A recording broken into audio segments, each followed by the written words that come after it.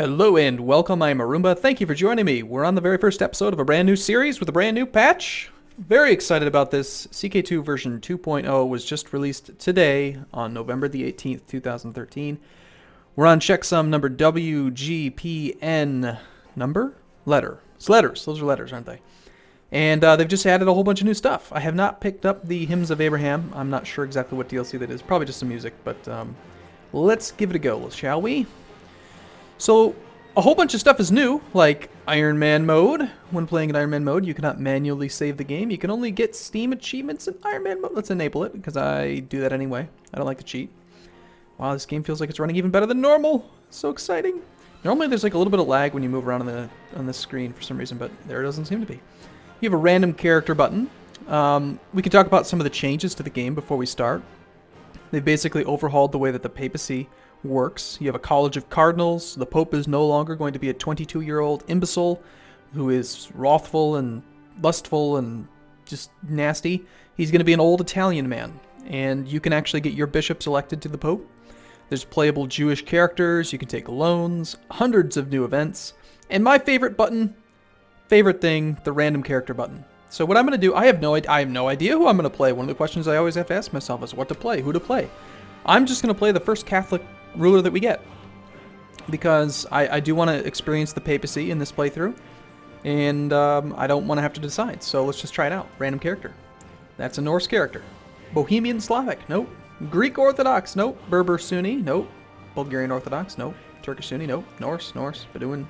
Irish, we're going to play as Earl Dunchad of Ormond. Yeah! Okay, I'm not going to do the ruler designer, but I want to check it out just to see if there's any new traits, because I think I saw that there were. I think that, let's see, so usually they're in order as they're added. So we got Viking Berserker. I know a while back they had the Pilgrim trait added in, but it wasn't used. I think in the last expansion they actually had intentions of using it then, but it got postponed, because this trait's actually been in the game since version, was it 1.92? 1.092, or maybe it was 1.11, I can't recall. Nothing else looks to be too different. But, cool. Well, we're going to play as an Irish character. Sounds good. Okay, so we'll just play with the default guy. And we're playing on Ironman mode, so hopefully we get some achievements. I did disable my... Ooh, interesting. You can do a local Ironman save? That's interesting. Well, that's fine with me. So yeah, so Ireland it is, in the year 867. We have a province called Waterford. Apparently that's the name of our castle. Now, nothing's really changed with buildings, so one thing I'm kind of, I wish they'd kind of do a little bit more with buildings in the game, maybe even add a new type of holding would be awesome. But let's just dive right in. So we have two vassals. We have Liam. Let's see, what is his name? Liam Nielsen? I have a set of very specific skills. He's a hedonist. We know what kind of skills he has. Very good diplomat, in fact. He's probably, yeah, he's my chancellor. Not bad, actually, for Ireland. Holy smokes. We're going to get claims like crazy. Now, they did rebalance the way that improved diplomatic relations work. This is going to have a much, it's a smaller effect, I think, I read, that lasts longer or something. It's not going to be quite as common, or I don't know. They changed it somehow. But clearly what we want to do is fabricate claims on Thormund, because we want to try to get 2 counties so we can create a duchy. He has 329 troops. He has 400 and more, so this is the right guy to do it against. We want to train troops because that's just what we have to do since we only have a single county. Collect taxes is clearly what we're going to want to do. Study technology, as always. We're going to go to Sinope because Sinope actually has better technology levels than Constantinople does at the very start of the game. This doesn't last for long, because Constantinople just draws in lots of tech, but Sinope is the best place that I've found on the map. Fortunately, we start off as... Holy crap, that's a hard to pronounce name. I'm not even going to try. But, we are greedy, ambitious, diligent, chaste. Ooh, that's not good. Fortunately, I have a... What? I have a father? I have a father, but no children. So if we die, then we get to play as our 71-year-old lustful father. Well, maybe he'll make some babies. Worst case scenario, we die, it goes back up to him, and then it goes to my brother, who is a content, misguided warrior named Laguerre. It's my mother is actually my spy master. Court chaplain. Let's improve religious relations with the Pope. And speaking of the Pope, why don't we go check out the new religion stuff? So we have, this is the religion page. It's basically the same, except there's a button here. Interesting. Let's check out the Pope's diplomatic stuff first. Nominate Bishop. All right, so we're able to do the normal type things. We can actually swear fealty to the Pope. That's interesting. We can request money. That's a new character interaction. Costs 100 piety. And the Pope would apparently give us 29.4 gold. Probably the same thing as a gift of some sort. Nominate Bishop. Earl Dunchad of Ormond can pay 50 gold in order to lose piety. So we pay money, we lose piety, and then with papal investiture, we're able to nominate a bishop for the College of Cardinals. This screen is crazy. I don't understand. So yeah. So this is the Pope. Okay. This is the Preferatus. The cardinal expected to succeed the current pope. So if Pope dies, this guy becomes Pope. Okay, so Preferatus, Cardinal Cosimo. So let's find him. He's going to be in here. Yeah, he's going to be one. I think he's probably going to be the one in the middle, maybe, normally. All right, so these are the 9 cardinals, right? From now on, the Pope is elected amongst these 9 cardinals. And it's basically like the way... Picture like Europa Universalis 4 in the Holy Roman Empire. Or even kind of the way that elector states work with elective succession. You vote for the character that you like the most. And it's kind of like also, you could look at it also like the way that the Republic vote works. Although that's kind of more based on wealth and age and prestige and stuff. This is more based on these things. You've got opinion, secular power. Italian culture is a huge bonus. They want to have lots of Italian popes. Their virtues gives them... plus points. Their learning score gives them points, and then their age. So I'm guessing that, this guy is, 76? No, he's 38. So apparently they get twice their age in score for that. And what else do we have? So, but anyway, expected next cardinal is not my guy.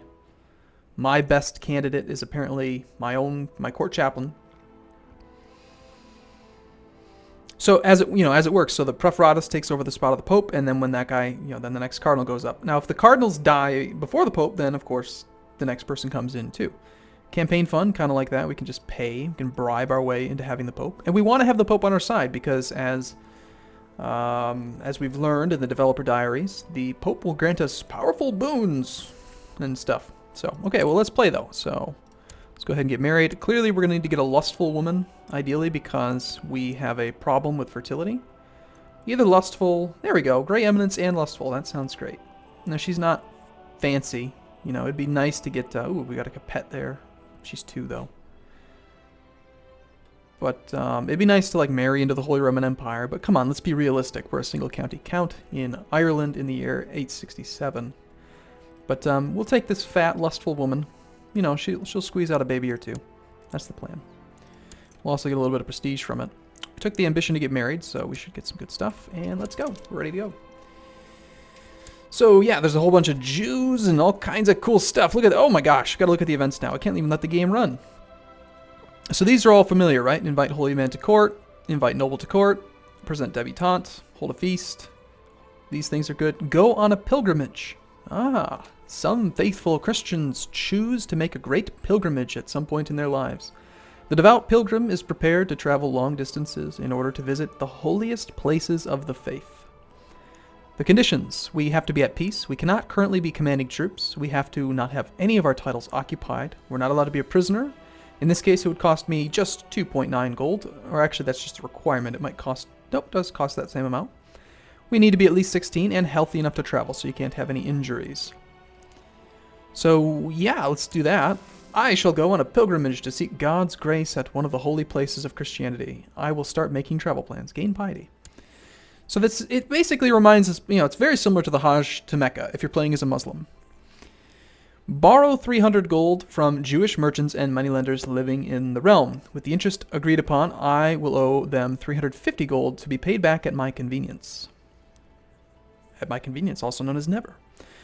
No conditions, so we can do that at any point. We owe 350 gold to Jewish moneylenders until the end of time, giving the following effects. Church vassal opinion goes down. Well, that seems like a great way to start off some wars in Ireland. Buy indulgence for our sins. We're familiar with that. We just pay money to gain piety. Expel the Jewry. All Jews will be expelled from the realm. Loans you have taken from Jewish moneylenders are forfeit and will not need to be repaid. But Jews will not return for many years. So I can clearly see an opportunity here to just steal 300 gold from some Jews. Just take their money, then kick them out. Earl Dunshad of Ormond gets expelled Jews till the end of time, giving the following effects. -2 diplomacy. Well, I think I'm actually going to take advantage of this, because unlike before, where you had to be in debt to actually raise troops, or sorry, to get a loan, now you can do it when you're not in debt. So, and to me, 50 gold on 300, that's only 16% interest, and there's really no, it doesn't seem like there's an actual interest rate. You know what I mean? Like if you borrowed it for 1 year, that's a 16% interest rate. If you borrow it for 2 years, then it's only an 8% interest rate. If you borrow it for 20 years, then it's like nothing. So we might as well. Let's do that. I will repay the loan. So yeah, and I'm gonna use that to build a militia training ground, because that gives us a ton of troops, and we need that. Now I could consider doing some gamey things like revoking our province. You know, these things. We wouldn't get very much income from them because they would have the wrong holding bonus, but we would have more troops, and we could use that to attack Thormund. But we don't have a claim yet, so it doesn't really matter. Let's go. Yes, it is everyone's concern. Gain 7 gold or gain prestige. I think we want the prestige at this point. Fulfilled our ambition to get married. Doesn't appear to have any additional... Ooh, we can take this ambition. Become the King of Ireland. I'm not pagan, so it doesn't really help me much. We could try to improve our intrigue, improve our stewardship. We could try to have a son. Become exalted among men. That's not very likely to happen for a while. Interesting. Ah, that's kind of strange. It doesn't seem like they've updated this thing. It doesn't say success condition doesn't have loan. It'd be pretty darn easy to just take out the loan and do that. I should have done that earlier. And if it doesn't have that, then couldn't you just kind of go back and forth, amassing wealth? Seems kind of exploity. Okay, we want to have a son. Let's go. There are a number of different holy places that you could visit on your pilgrimage. All of them are considered most sacred by the Holy Church, but a somewhat closer destination might mean a safer journey. I shall visit a holy site in the west. I will go to one of the ancient sites, Jerusalem or Rome. Well, obviously we're going to be aggressive and go to the holy site, the good ones. Jerusalem and Rome are the two oldest and holiest places of the Catholic Church. Well, I want to go to Rome. Let's try that. Give me a claim, buddy. Are you already at war? Holy crap. Oh, it's a Sons of Lobrook invasion of Lothian. Wow. My things are packed. Everything is in order. Soon I will walk the streets of the Eternal City and see its marvels. My journey begins. No one explains, of course, how someone in the year 867 actually gets from Ireland to Rome. You know. It just seems like a very, very difficult thing to do. You look out across the beautiful valley stretching out before you. It would be a wonderful moment if not for the fact that there should be no valley here. You are a pilgrim in an unfamiliar land and you have no idea where you are. That's a cool picture. If only I hadn't listened to those useless peasants that gave me directions. Or if only I'd listened more to those peasants. Well, clearly we want to become patient if possible. And it actually happened. 30% chance it happened every time. Sweet. I'm so excited about this expansion. I just want to play it all day. Buy an indulgence for my sins. I feel like this is probably a good idea to do right now because our income's really low right now. And we want the Pope to like us because I just think that that's going to be important. He's a little upset about me borrowing money from the Jews, but you know what, Popey? How weird would it be to swear fealty to him? We'd have to break off from him at some point, so that's probably a bad idea. At your camp at night, a large group of fellow pilgrims appear. They have traveled far and are hungry and out of food. You look through your supplies and have only just a half-dozen loaves of bread and a few fishes. Share it around. It's more filling than it looks. Become charitable. That's a great trait. That is a virtue. +3 diplomacy. Sounds good. Yeah, let's do it. We'll become charitable. I don't care. That is a great trait. Not to mention being charitable is the opposite of greedy. So we just got rid of greedy. Unfortunately, we lost the plus 10% tax modifier from that. Rome! You have arrived at Rome. As you enter the Eternal City, you are struck by the many ancient buildings and monuments that you pass by. It is truly impressive, and you try to imagine how the apostles felt when they first came here on their holy mission at a time when the city's power was at its peak. Though large areas seem to be depopulated, the city still boasts an impressive population concentrated around the Tiber River. The holy sites you want to visit are primarily the basilicas of St. Peter and St. Paul, as well as other early churches and places connected to the martyrs. You start making your way to the center of the city, hoping you won't get lost in the traffic as the crowds start to get more dense. 1,000 roads lead men forever to Rome. I love this! I love expansions. Paradox is like the best company in the world, just so you know. As you approach the Holy Temple, you overhear a theological discussion between several priests. You stop and eagerly engage them in conversation, expanding upon several of your favorite topics. They are impressed by your knowledge and invite you to hold a lecture for a group of assembled religious scholars. I'm assuming this is probably because I have a high learning score. Sweet, man. I will be most pleased to share my knowledge. I am kind of an arrogant little bastard, aren't I? The Holy Father has granted us absolution. We lose 25 gold, gain some piety, and he likes us better. Sounds like a good move. Want to get in bed with the Pope? Not literally, but figuratively.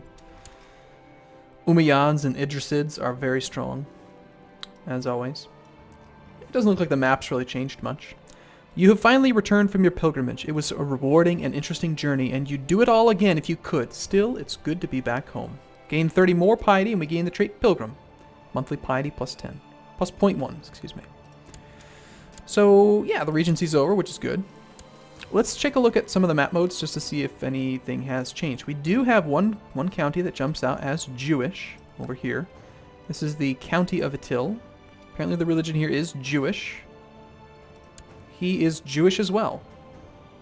Judaism is the oldest of the Abrahamic religions, and its origins can be traced back all the way to the Bronze Age. The holiest city of this monotheistic faith is Jerusalem, which served as the capital of the ancient kingdom of Israel. Defining features in-game can have a religious head, the Kohen Gadol, if the high priesthood is restored, and can restore Israel if the promised land is reclaimed. Well, apparently the Jewish faith has holy sites here. It's kind of, I don't know, it's kind of, yeah, those are the ones. 1, 2, 3, 4, and 5. These are the Jewish holy sites. That is so cool. I like new stuff. Makes me happy. Our guy is just, he's kind of crappy, though. He's not going to become anybody special. We don't have any counts below us or barons, so we don't need to worry about these laws. My vassals are actually very happy at the moment, even though I've taken a loan. This guy's probably not happy about the loan either. But he's content. How convenient for me. Plus my personal diplomacy is not too bad. I think we could probably get away with getting some more troops out of these guys. Owner... Oh! Ooh, there's all kinds of new stuff to look at. There's a difference in the way that levies are calculated now. We'll take a look at that in the next video, though. I'm going to take a break here. I want to get this uploaded right away because I'm excited about it, and I want you guys all to be able to enjoy it with me. So thanks for watching, everybody. See you again soon.